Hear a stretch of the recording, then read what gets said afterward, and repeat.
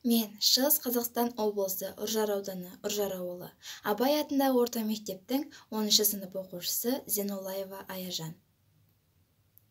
Ержан Жұмабек, ауылым ау. Іздеп асан аңсаған кереметті. Ауылымнан адамдары неге кетті? Мен де досым екенін байқамаппын. Гүлге өлең оқыған көбелекті.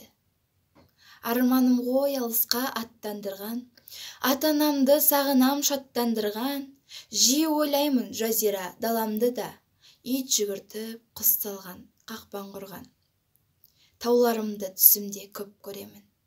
Әлі есімде тұлпарды ерттегенім, Эвересттің еркесі болатындай ажалсыз бір жыр жазсам деп келемін. Ауылым ау, сен десе сезімдара, мөлдірлігің бейне бір көзім қара.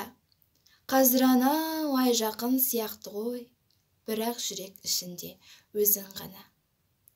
Ауырлығын азаптың көтерсе адам, арманына жан бітер өте аңсаған.